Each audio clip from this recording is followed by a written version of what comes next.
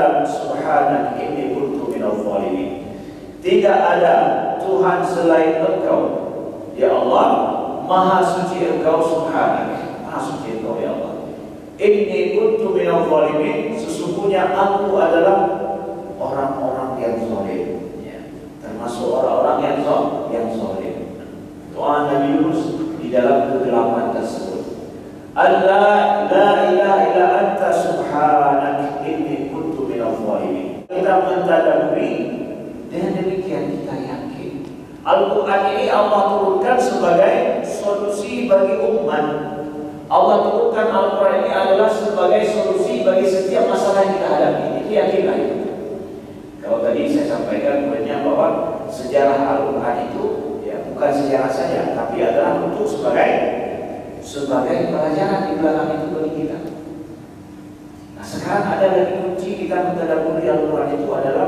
Assalamualaikum warahmatullahi wabarakatuh. Anda rindu mendengarkan kajian-kajian dari ustadz-ustadz kita dari Aceh? Kunjungi channel YouTube Maulizul Akbar NAD.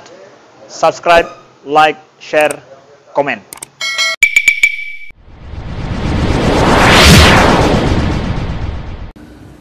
Assalamualaikum warahmatullahi wabarakatuh. Alhamdulillahirabbil alamin. الذي بنعمته تتم الصالحات وبفضله تتنزل الخيرات والبركات وبتوفيقه تتحقق المقاصد والغايات. أشهد أن لا إله إلا الله وحده لا شريك له وأشهد أن محمدا عبده ورسوله. اللهم صل وسلم وبارك على سيدنا محمد وعلى آله وصحبه وسلم. سبحانك لا علم لنا إلا ما علمتنا إنك أنت العليم الحكيم. اللهم علمنا ما ينفعنا وانفعنا بما علمتنا وزدنا علما. رب اشرح لي صدري ويسر لي أمري واحلل عقدة من لساني يفقهوا قولي. ربنا إننا آمنا فاغفر لنا ذنوبنا وقنا عذاب النار. أما بعد. Para hadirin sidang jamaah salat subuh Masjid Baitur Rahman Kota Al-Asmara yang dimuliakan Allah. Alhamdulillah Allah berjumpakan kita kembali di bulan yang mulia ini, bulan Sya'ban, di subuh yang bergembira ini, yang turun hujan gerimis sedikit di subuh hari, tanda turunnya rahmat Allah ke bumi ini. Mudah-mudahan semua kita selalu dalam lindungan rahmat Allah Subhanahu wa Ta'ala dan kasih sayangnya. Subuh ini kita gak biasanya pada subuh Sabtu ya. Mungkin ini adalah inisiatif daripada panitia masjid ya, juga ya, adalah untuk melaksanakan kajian pada bulan yang lalu, akhir bulan kami berhalangan hadir karena perjalanan dakwah ke safari dakwah ke Lampung selama sepekan, sehingga tidak terlaksananya pada bulan lalu. Maka di bulan Maret ini kita semalam sekaligus ada acara di Masjid Kutablang. Jadi alhamdulillah sekaligus subuh ini, dan nanti malam insya Allah kita melaksanakan kopi bahasanya atau kita tabligh akbar di masjid di lapangan Hira Semawe. Ya, target kita adalah umum dan juga khusus kepada anak-anak muda, dan subuh besok insyaallah di Luxpon acara safari dakwah gabung safari subuh gabungan insyaallah di Masjid Agung Luxpon besok subuh insyaallah taala dengan izin Allah. Maka pada subuh yang berbahagia ini kita membicarakan topik khusus ya, tentang masalah akidah. Tapi ini berhubungan dengan penyambutan bulan suci Ramadan kita. Bagaimana kita menyambut persiapan kita menuju bulan suci Ramadan ya. Yang kita tinggal menunggu beberapa hari lagi, 2 pekan lagi, insya Allah kita akan masuk bulan suci Ramadan. Persiapan ini kami bahas bukan dari sisi hukum, bukan dari sisi fikih.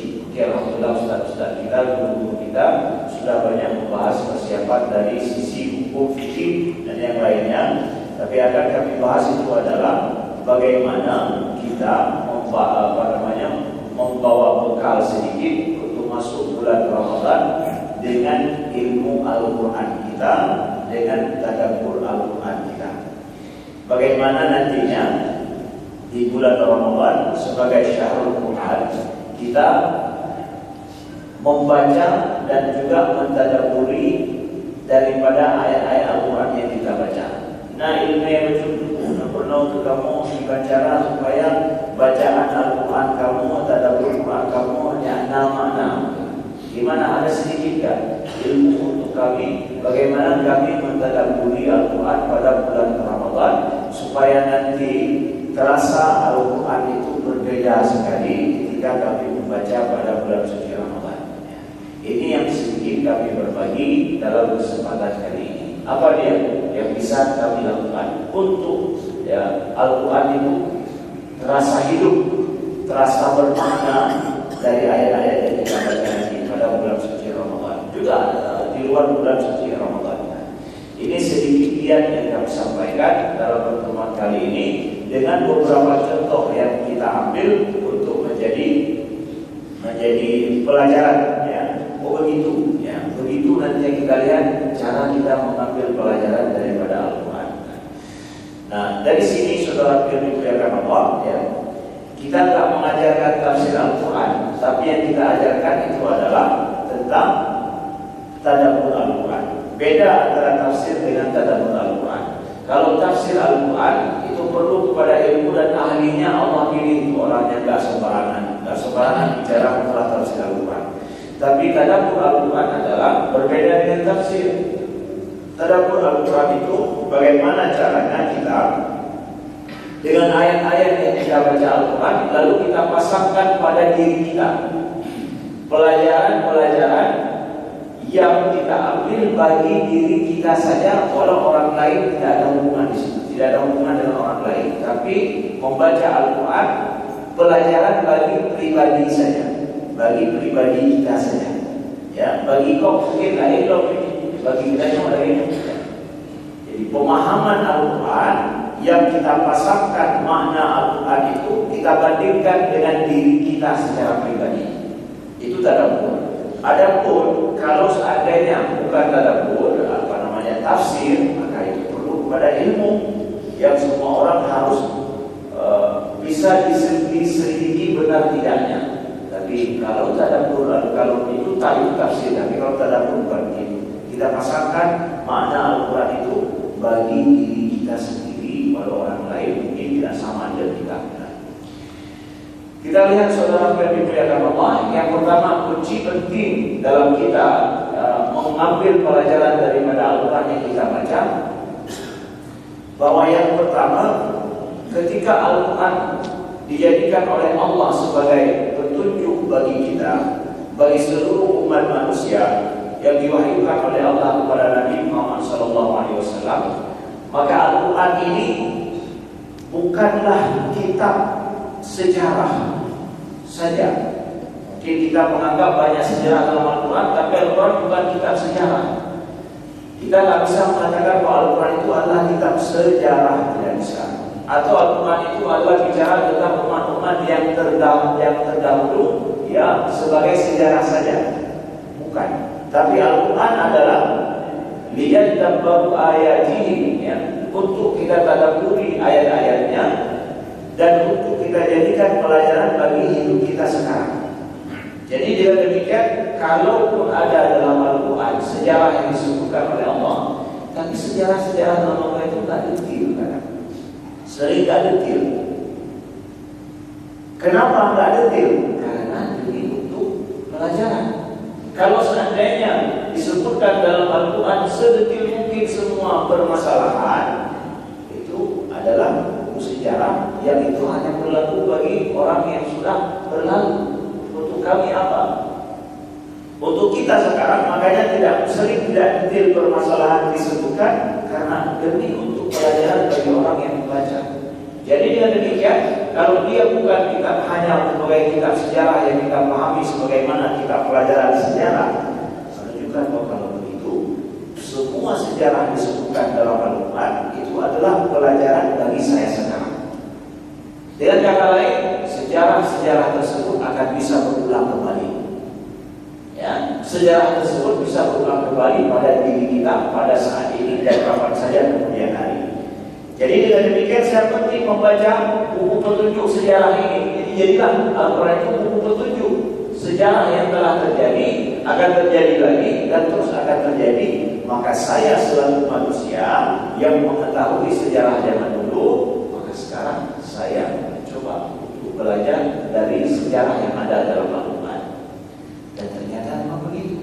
Allah sebutkan sejarah dalam Al-Quran itu. Kalau kita paham nanti kita coba akan sebutkan beberapa contoh. Oh, rupanya sejarah, tapi untuk saya ketika kita baca sejarahnya dulu loh, sering ini karena kata kunci yang kita tidak paham ternyata. Ini sejarahnya disebut oleh Allah. Belum, untuk saya ternyata bukan sejarah kamu, sejarah mana? Tidak semata-mata sejarah begitu, tidak. Justru hanya sejarah semata itu sulit sekali kita dapatkan dalam Al-Quran. Yang ada justru sejarah tersebut ternyata untuk saya. Kita lihat misalkan contoh dalam surat Al-Anbiya. Dalam surat Al-Anbiya kisah tentang Al-Quran dalam surat Al-Anbiya mengisahkan tentang para nabi-nabi, sejarah para nabi-nabi dengan umatnya dan kaumnya, dan juga sejarah para nabi yang terjadi bagi diri beliau sendiri, kisah pribadi seorang nabi yang kalau kita lihat anak orang beliau yang kali terjadi tidak mungkin terjadi di beliau, tidak mungkin terjadi di kita. Kisah yang paling unik yang menurut kita tak mungkin terjadi dengan kita adalah misalkan kisah Nabi Yunus. Kisah Nabi Yunus. Kisah Nabi Yunus. Apa kisah Nabi Yunus? Ditelan oleh ikan paus. Ditelan oleh ikan paus. Itu kisah yang unik sekali Unik sekali yang mungkin insya Allah asal hanya terjadi di Genteno.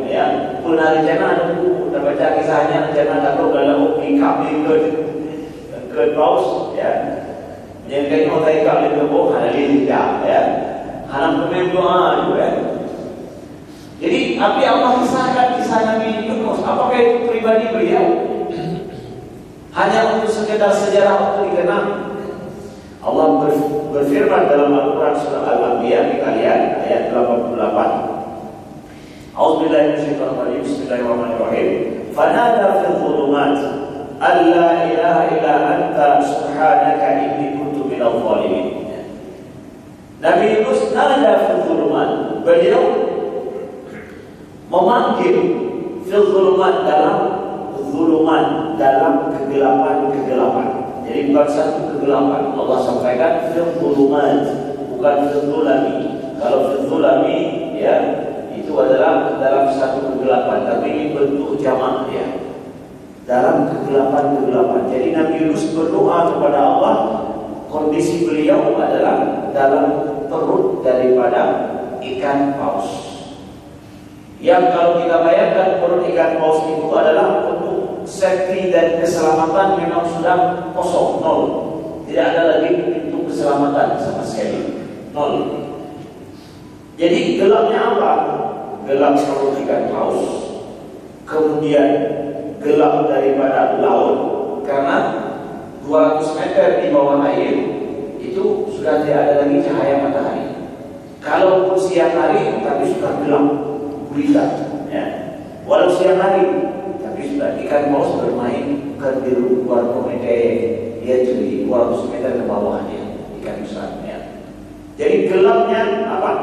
Gelapnya perut ikan paus. Sudah itu tidak ada cahaya, gelap luar biasa. Tidak ada cahaya sama sekali. Tapi gelap, tambah gelap apa lagi? Gelapnya laut. Plus gelap apa lagi? Di tengah lautan di malam hari. Kafir. Zulumat, betullah zulumat itu. Berlapis-lapis kegelap, berlapis-lapis kegelapan. Allah sampaikan Nabi Yunus bukan dalam satu kegelapan beliau berdoa, tetapi dalam kegelapan gelap gulita, keselamatan itu sudah pada zero, masanya apa? Kosong, nol. Derajat atau persentase keselamatan nol, nihil bahasanya. Wala ada fil dhulumat alla ilaha illa anta subhanaka inni kuntu minadh dhalimin. Tidak ada Tuhan selain Engkau, ya Allah, Maha suci Engkau, subhanaka, Maha suci Engkau, ya Allah. Inni kuntu minadh dhalimin, sesungguhnya aku adalah orang-orang yang zalim, ya. Termasuk orang-orang yang zalim. Doa Nabi Yunus di dalam kegelapan tersebut. Allah la ilaha illa anta subhanaka inni kuntu minadh dhalimin. Kita semua mungkin bisa hafal doa ini, doa Nabi Yunus di dalam kegelapan ini. Kemudian Allah sampaikan, ini kan doa Nabi Yunus dalam kondisi beliau yang begitu sekarat sekali. Allah berfirman dalam surat ini, dalam ayat ini, fastajabna lahu, ya. Fastajabna lahu wa najainahu minal gham. Maka kami istijabah, kami dengarkan, kami kabulkan daripada doa Yunus. Ya, jadi kan itu Nabi Yunus berdoa, ya Allah selamatkan aku.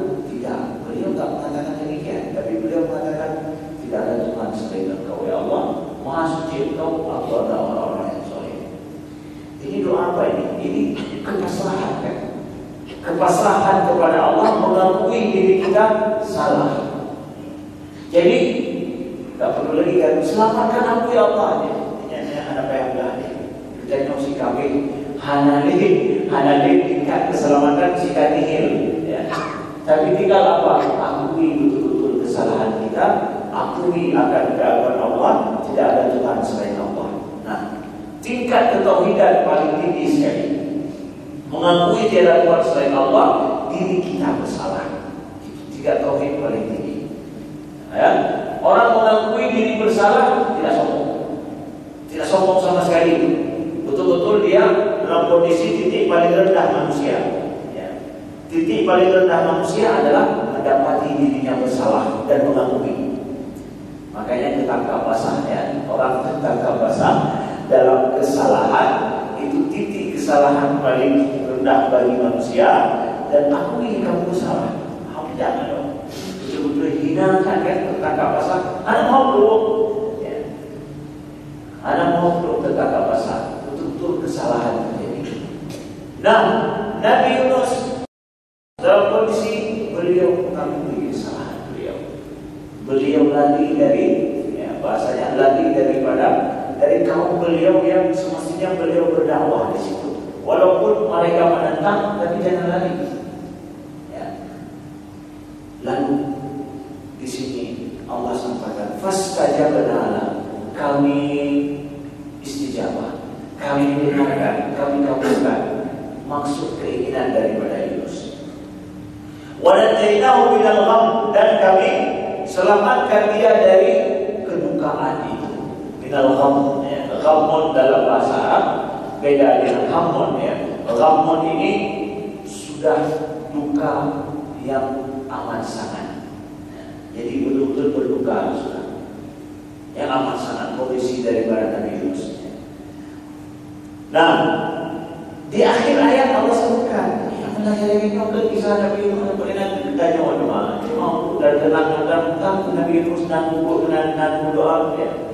Nabi Yunus ada berdoa demikian, apa hubungannya dengan kita?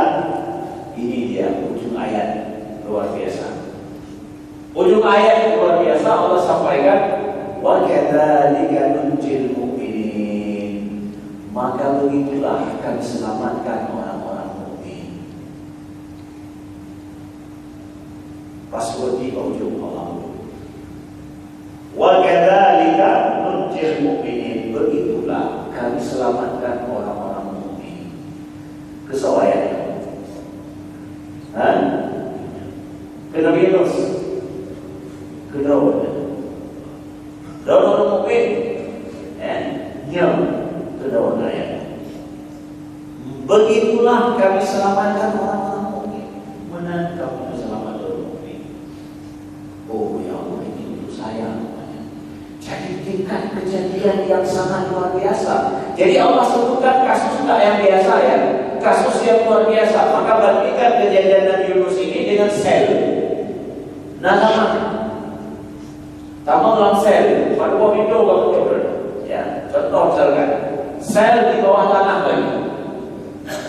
Sel di bawah tanah sebagaimana penjara-penjara hari ini orang-orang penjara daripada pemerintah penguasa yang solid itu di bawah tanah ya. Di bawah tanah tidak ada cahaya sama sekali. Sudah di bawah tanah dikunci, pintu digembok, pintu gembok sel kita itu kemudian ada pintu luar lagi, pintu luar ada pintu atas lagi, pintu atas tanah ya. Kemudian setelah itu ada area penjara itu dipenjara lagi dengan apa? Dipenjara lagi dengan ada pintu gerbang dijaga lagi, berlapis-lapis sudah. Sama dengan kejadian Nabi Yunus, atau lebih berat Nabi Yunus. Contoh kasusnya apa? Lebih parah Nabi Yunus kan? Udah dalam perut itu Nabi Yunus. Dalam perut ikan. Lebih parah kasus Nabi Yunus lagi. Nah, maka yang kejadian dengan kita mungkin kalaulah ada, mungkin di bawah-bawah Nabi Yunus itu, hanya selevel Nabi Yunus, maka mungkinkah Allah selamatkan kita? Bisa ini Allah sebutkan wa kadzalika nunjil mu'minin. Oh ya Allah, lilumna ya, lagi ini orang selamat. Berarti ayat ini berlaku bagi saya. Ya, Allah sebutkan bagi orang-orang mukmin juga ya. Begitu kita dapatkan itu tadabbur Al-Quran. Berarti kalau ada nantinya siapa saya kejadian dalam hidup seperti itu, ingat saudaraku akan Nabi Yunus ya, kisah Nabi Yunus, dan ayat ini berlaku bagi kita. Allah ajarkan kita ya, supaya menjadi pelajaran dalam hidup ya. Begitu juga kita yakin kalau sejarah dalam Al-Quran Allah sebutkan itu bisa berulang ya. Dan sejarah yang kita baca dari Al-Quran kapan saja ayat yang kita dapatkan, selalu lihat apa yang berlaku bagi saya, karena pasti ayat ini bagi saya Allah sebutkan ya. Kisah daripada Ibunda Musa yang sering kita dengarkan ya. Bagaimana Allah wahyukan, Allah ilhamkan kepada Ibunda Musa, wa auhayna ila ummi Musa an ardi'i fa idza khifti fa'alqihi fa idza khifti 'alayhi fa'alqihi fil yam wa la takhafi wa la tahzani inna radduhu ilayki wa ja'iluhu minal muslimin. Dan kami ilhamkan kepada Ibunda Musa untuk menyusui Musa. Kalau engkau takut, falqih fil yam, maka lemparlah atau letakkan anakmu, hanyutkan ke dalam sungai, wala takhafi, jangan engkau bersedih, jangan engkau takut, jangan engkau bersedih, kami pasti akan kembalikan kepadamu dan menjadikannya daripada orang-orang yang diutus oleh Allah. Nah, ini kan Ibunda Musa yang takut dengan Musa yang dikejar oleh Firaun. Takut beliau dikejar oleh Firaun dan akan dibunuh. Maka kalau takut, maka disuruh hanyutkan ke dalam sungai. Jadi kan dua pilihan yang sulit ini. Dibiarkan dibunuh oleh Firaun, ya, oleh tentara Firaun, dihanyutkan ke sungai. Baju tahu sih kan bro, ya, baju tahu kita manyo menikahi ke mata, dia nikahi ke mata, masuk aja ke mana? Mana hati Ibunda yang tega ini?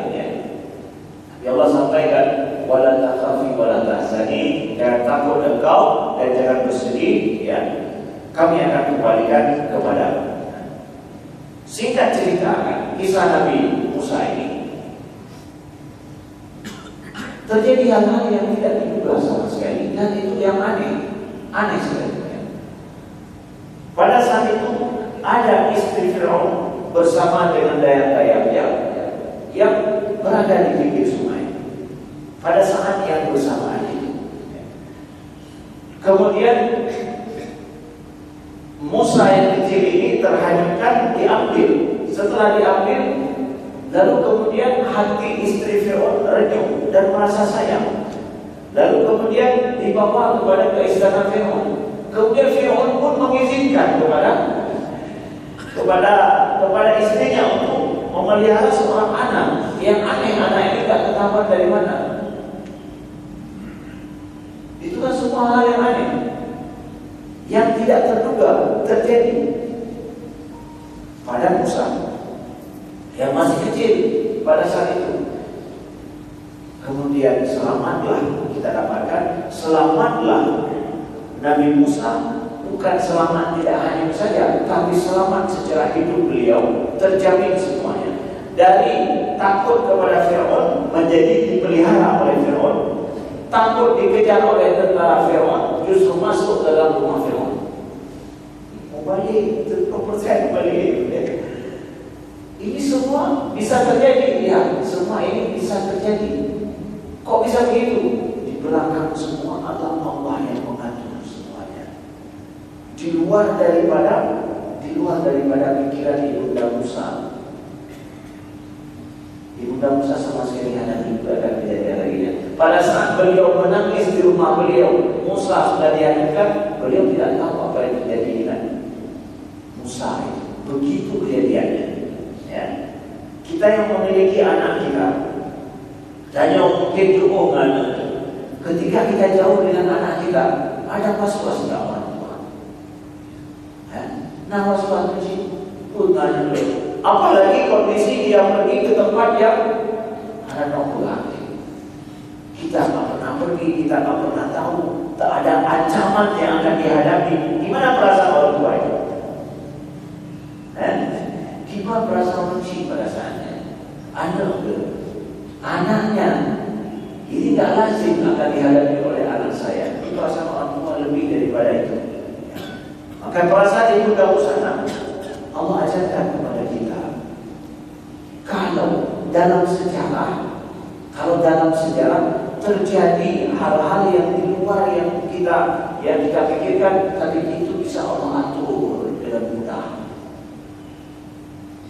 Ya Allah, sebagaimana Engkau selamatkan Musa ya, dalam kesedihan, dalam kesusahan ibundanya, maka selamatkanlah anakku sebagaimana Engkau selamatkan Musa.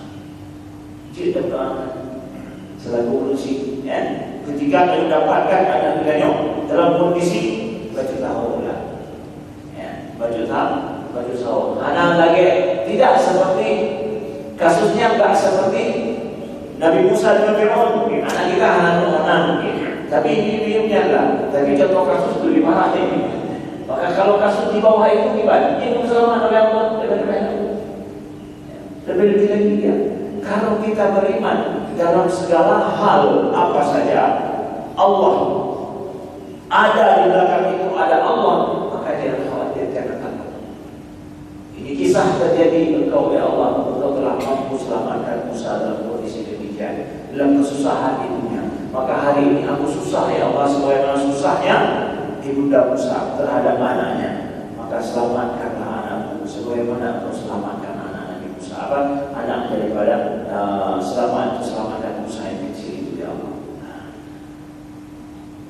Karena Allah yang menyelamatkan Nabi Musa, itu juga hari ini Allah itu. Allah yang semuanya, Dia yang selamat Nabi Musa. Tuhan yang sama. Kita pasang kisah lainnya, bab kejadian itu. Yang tidak boleh. Ya, yang tidak boleh. Ini ayat anak dia tafsirkan Al-Quran tapi kita ambil itu pasang bab kejadian dulu, ambil itu. Ya, itu tidak boleh. Makin banyak kita mentadabburi seperti itu, semakin terasa Al-Quran itu adalah sebagai hidup dalam diri kita. Ya, ketika kita baca satu ayat, lupa ayatnya.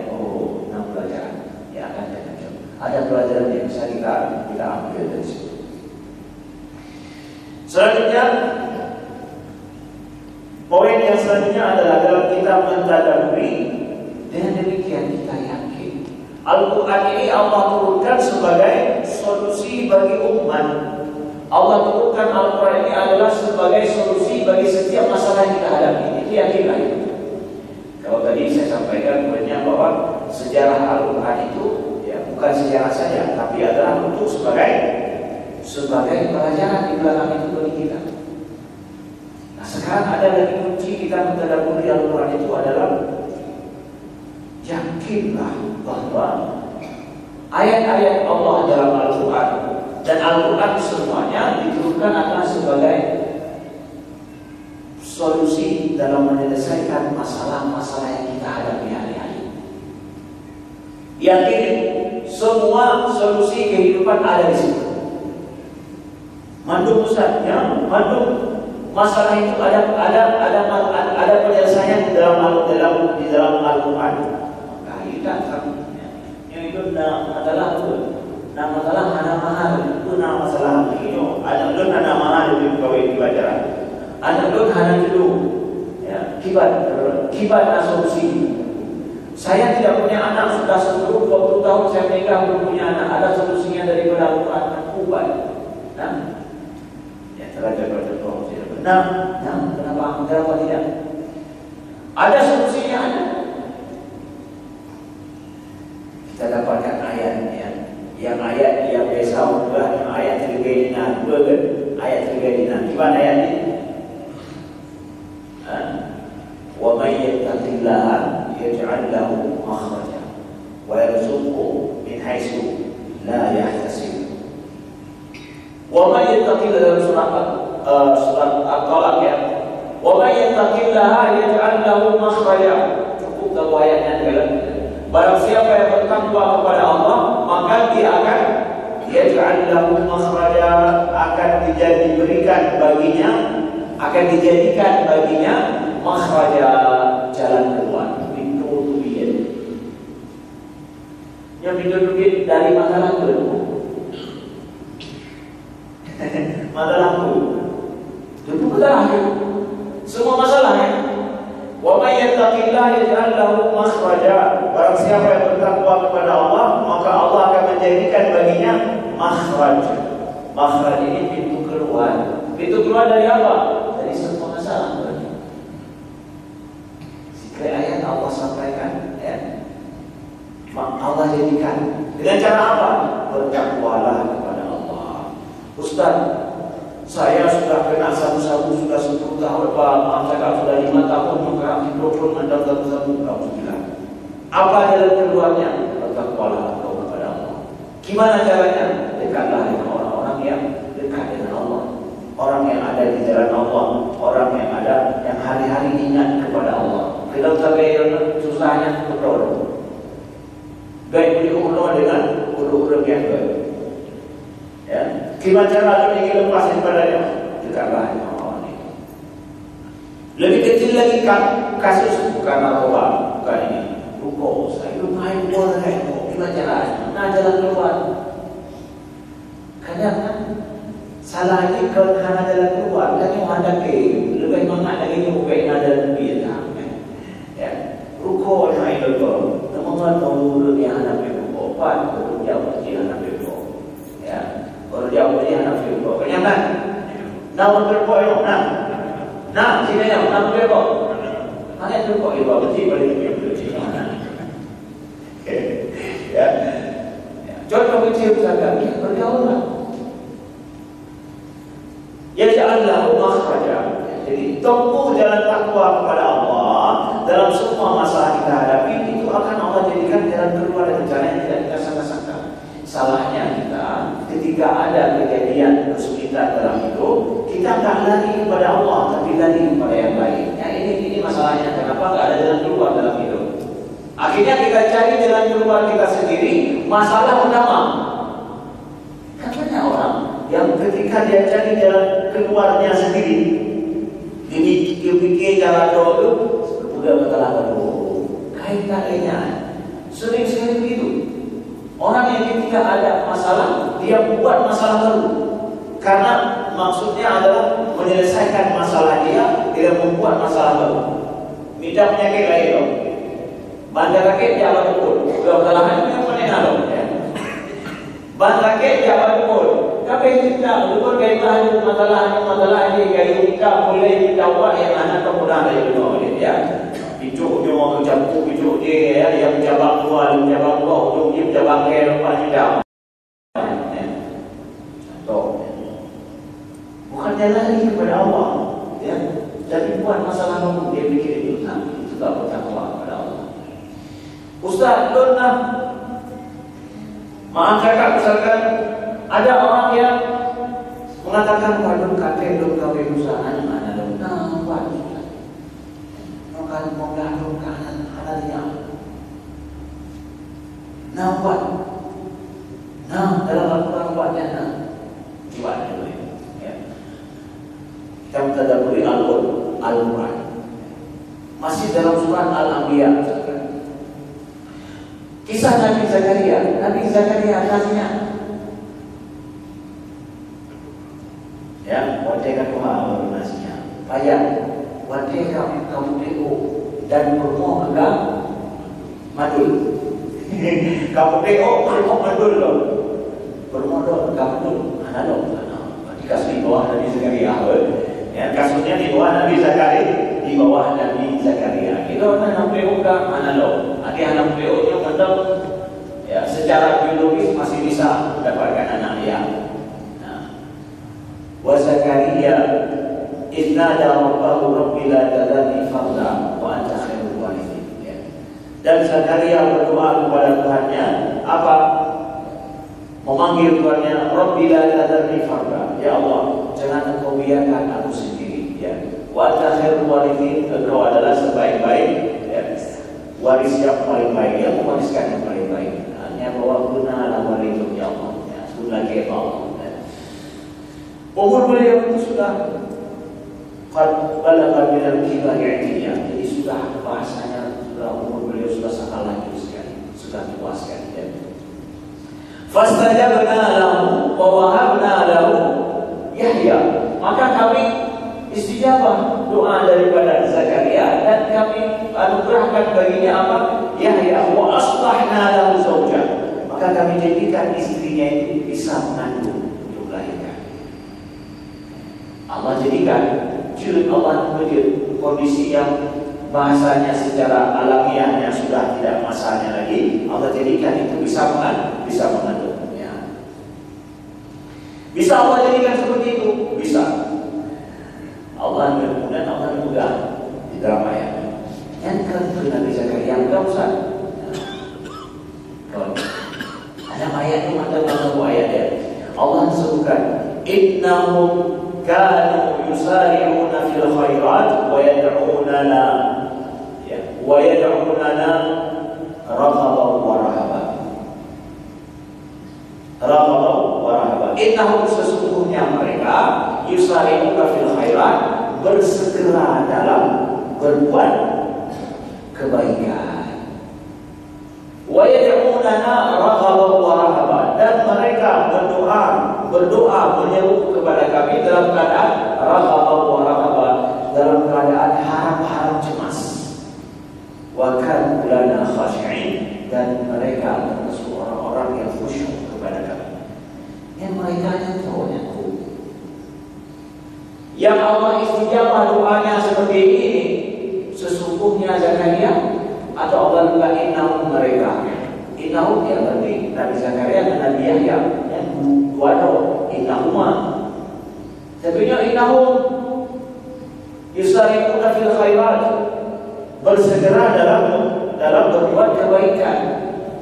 Nah, Nabi Yahya jadi kisahnya Allah yang dikabulkan lagi berupa, ternyata kondisi Nabi Zakaria yusari'una fil khairat, menyenang kebaikan awalnya itu. Ya, kalau ada kebaikan beliau di depan. Innahum manhum salam ulul lain. Bukan Nabi Zakaria saja, siapa saja yang lain. Wa yad'unana raghaban wa rahaban, dan mereka berdoa meminta kepada kami dalam kondisi harap-harap cemas. Jadi dalam kondisi bagaimanapun meminta dan berharap kepada Allah Subhanahu wa taala dengan segala ya, kegundahan beliau. Nabi Zakaria kita ambil pelajaran di situ. Kalau itu seluruhnya anaknya gimana pula yusari'una fil khairat, minat kebaikan kau yang paling itu. Lalu kemudian berdoalah kepada Allah dalam kondisi yang seperti Nabi Zakaria. Ada berdoa saja, harapnya tidak pernah putus, harapannya tidak pernah putus. Sampai sudah istri sudah mandul masih tak putus harapan juga. Yang berdoa itu tanam harapan. Ya. Sudah mandul istri istrinya sudah tua, ayo berdoa. Berdoa pun berdoa dengan istri kamu berjuta, walaupun kamu berjuta. Mengharap kepada Allah.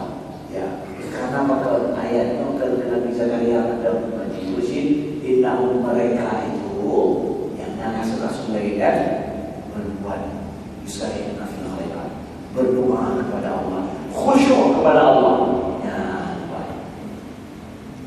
Ya, karena walaupun kita mungkin ada usaha daripada manusia hari ini membuat bayi tabung kemudian membuat beberapa praktek yang dilakukan seperti itu, ya, secara ilmiah tetap dokter mengatakan mereka tidak bisa memastikan. Ya, saya punya kenalan orang Swiss, ya, beliau sudah dokter terbaik di dunia yang mampu untuk bidangnya. Pada juga gagal, ya, gagal. Yang terbaik ya, pada juga gagal. Tapi anak proses tetap usaha dan di sini memandu dakwah yang memang tahu dengan Allah. Beliau boleh laku boleh, tapi laku boleh nak lebih daripada cek. Yang nombor kuat lagi saya ya. Di depan Allah pada umur mereka yang 50-an tahun Allah berikan anak bagi mereka. Ya, sampai anak terus lagi Nabi Zakaria ada orang nak kasus tanya di bawahnya. Nabi Zakaria kasuskan luar biasa. Satu hal tentang istri sudah mantul apalagi di bawah itu. Ya. Beginilah saudara yang dimuliakan Allah. Ya. Ayat-ayat Al-Quran yang kita baca tersebut harus bisa menghidupkan. Jadi aplikasi dalam kehidupan kita ada dan juga kita cari penyelesaian masalah problem kehidupan kita itu ada dalam Al-Quran. Yakinlah ini. Apa saja problem yang kita hadapi. Jadi ayat tadi ya, menjadi kunci wa man yattaqillaha yaj'al lahu makhraja wa yarzuqhu min haitsu la yahtasib. Dan Allah bisa memberikan rezeki dengan cara yang tidak disangka-sangka. Jadi apabila ada masalah masalah rezeki kemudian ditambah mungkin pekerjaan anak pun ya dalam letaknya ya menunjukkan bahwa ya Allah akan tentukan rezeki. Gadah langit, gadah umurnya lebih mudah daripada Allah daripada gadah rezeki Lord. Ya, adik-adik aku, ya, kawan-kawan yang muda yang kalian hari ini merasa bahwa tidak ada laporan kerja, ya, karena rezeki kalian tidak ada dalam hidup, ya. Dan hilangnya langit dan bumi itu lebih mudah bagi Allah daripada hilangnya rezeki kita. Guna lagi yang dia karena Allah berjanji. Wa yarzuqhu min haitsu la yahtasib. Allah bisa memberikan rezeki dengan cara yang tidak kita sangka-sangka, dengan cara yang sungguh sangat luar biasa. Allah jadi orang-orang mukminnya adalah orang-orang yang semuanya kaya raya.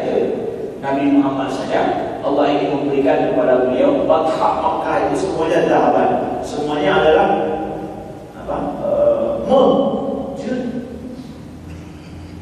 makanya sumber kekayaan Allah tempatkan di mana? Ini orang bilang sumber kekayaan Allah itu baik. Sini kalau di dunia ada sumber kekayaan alam Allah tempatkan di mana? Baca orang kafir atau baca orang mukmin?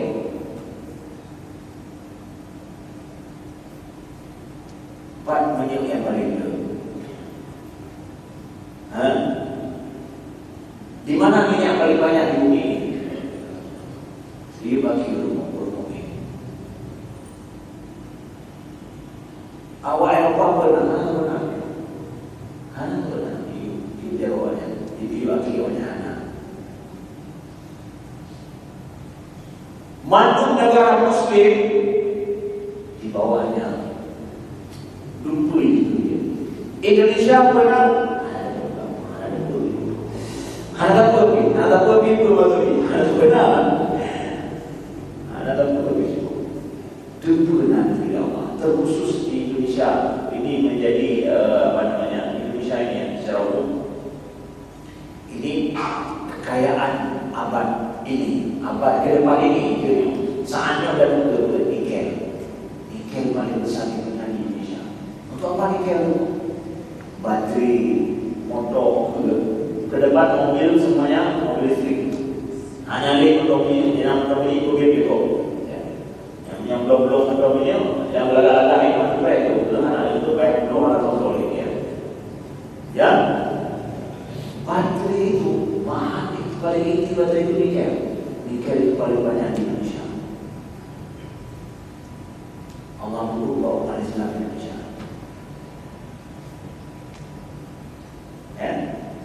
Ada ribunya, rezeki itu dari Allah perlu dibawa orang mukmin. Maka orang ini lupa orang kafir betul. Berarti kan salah Allah kan? Tidak terbuka salah Allah. Salah dia.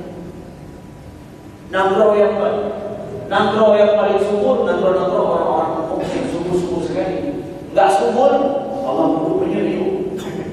Hai nangro Arab dalam pemilihan itu susah, perlu penyeliuk. Ya, saudara berpikir, maka rezeki itu ya. Rezeki itu Allah jamin semuanya. Yang penting apa sekarang? Takwalah kita kepada Allah dalam hidup. Jadilah kita hamba Allah yang baik, hamba Allah yang terbaik, yang lebih daripada yang baik. Baiknya adalah yang terakhir sekali adalah di dalam Al-Quran. Tadi dapatkan ayat-ayat yang ayat-ayat itu sangat agung dan ajaib. Agung dan ajaib ayat ini saya ambil beberapa contoh ayat sedikit.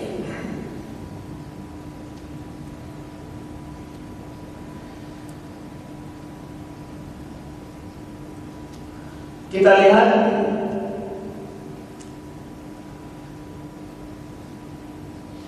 yang kebanyakan ya, karena yang harus selesai.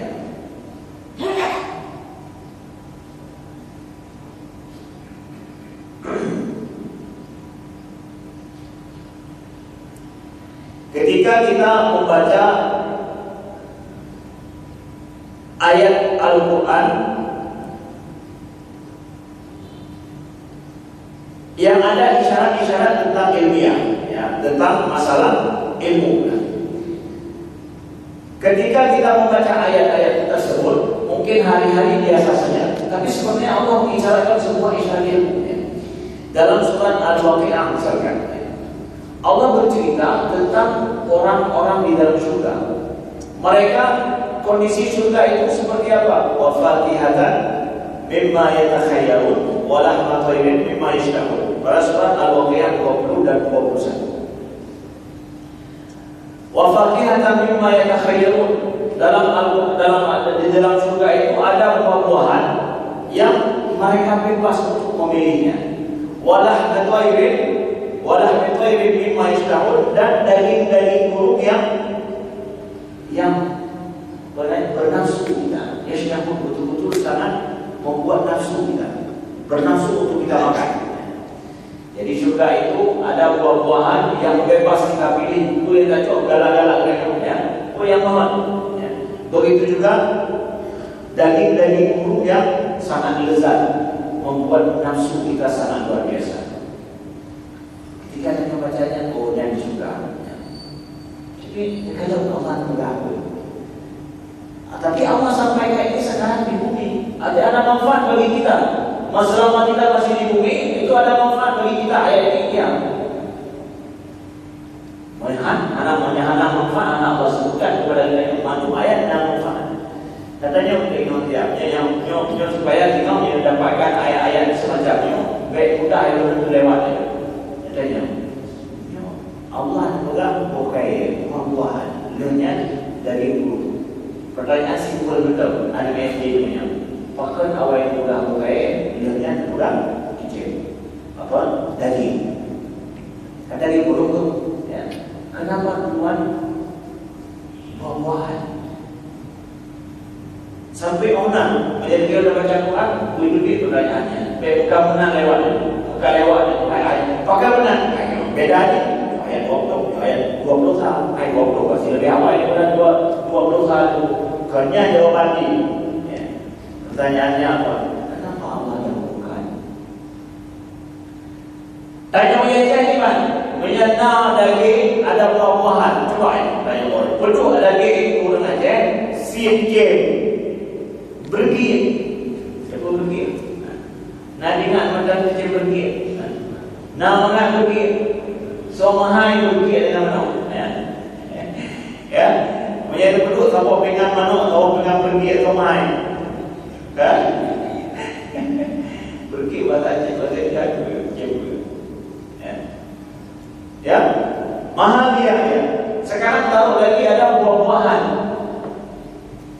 Punya orang Aceh itu berdam kecil. Saya pergi atau buah-buahan ni?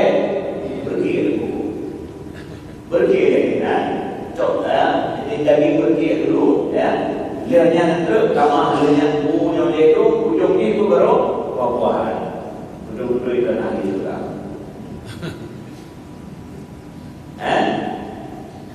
Ahli juga iman buah-buahan dia baru pergi nyala juga. Allah juga buah-buahan. Ada isyarat ilmiahnya apa? Hanya pada beberapa orang yang menunjukkan ahli juga yang lainnya betul. Tapi dia tak tahu hikmah pun. Secara ilmu kedokteran sendiri, ilmu kesehatan sendiri, makan buah-buahan sebelum makan daging itu lebih sehat. Karena gula yang ada dalam buah-buahan itu begitu cepat mudah diserap oleh tubuh. Gula pada buah-buahan itu cepat diserap oleh tubuh.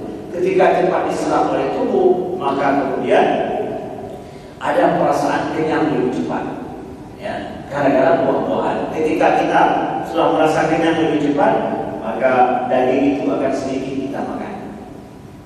Ya, yang akan hanale hanya peduli kenapa? Perasaan kenyang itu sudah Tuhan ada dan melalui apa? Glukos yang ada pada glukos alaminya. Maka pola hidup sehat kalaupun kita makan sekarang di dunia ini, makan buah-buahan dulu, baru makan berat. Jangan makan berat dulu, terakhir baru buah-buahan. Kita yang berahli nutrisinya kan. Banyak awal kopi buah-buahan ini, perlu buah-buahan ini. Yang ada Pak yang lain, ya, mereka makan buah-buahan dulu, makan buah-buahan sebentar setelah itu baru makan yang berat. Ketika makan berat, tidak berat makannya.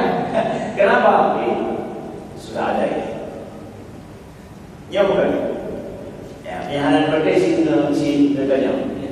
Allah dahulukan dulu apa? Wafakihatin mimma yatakhayyarun wa lahmi tayrin mimma yashtahun.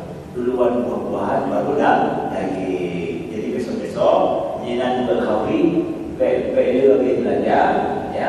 Buah-buahan lain dulu itu pun. Musuhnya pisang dulu. Maka pisang dulu, yang perlu ikutnya. Nah, insyaAllah ada lebih. Ya. Ada lebih. Ya. Ada pun makan awal tak pisang.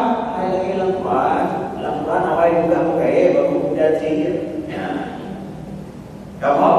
Jadi yang tak ada masjid Baitul Rahmannya, orang-orang masjid Baitul Rahman punya khawri lainnya ini. Awal pakai lagi tu doanya. Jadi kalau yang mana sesuai dia dalam ya benar. Jadi yang paling urut dua ayat dan itu membuka sesuatu yang sangat luar biasa. Manusia hidup menghadap betul lagi kan? Adapun itulah ketika kita akhirnya kita katanya Pak Ustaz, katanya banyak budaya Pak Uray, bukan dia itu jadi bahan bacaan kita, renungan kita. Mudah-mudahan menjadi pelajaran bagi kita semua. Al-Quran, ayat-ayat Al-Quran ini menjadi hidup sehari-hari dalam kehidupan kita. Dan insyaAllah nanti ya, mulai sekarang kita persiapkan untuk bulan suci Ramadan selaku bulan Al-Quran. Nantinya insyaAllah kita semakin bersemangat dari ayat-ayat yang kita baca dalam Al-Quran. Benar, alhamdulillah, bermudada ya. Nah, tapi itu mudada ayatnya maka lagi. Karena ada betul katanya boleh. Sehingga terasa nikmat sekali. Betul-betul saudara dimuliakan Allah. Kalau kita ingin mentadabburi sedikit seperti kami sampaikan ini, itu sungguh nikmat. nikmat sekali kita baca Al-Quran. Ada orang yang tanya buku kami nama dia benar loh. Nah, kalau putih kayak ayat kita dapatkan sungguh sangat bermakna sekali.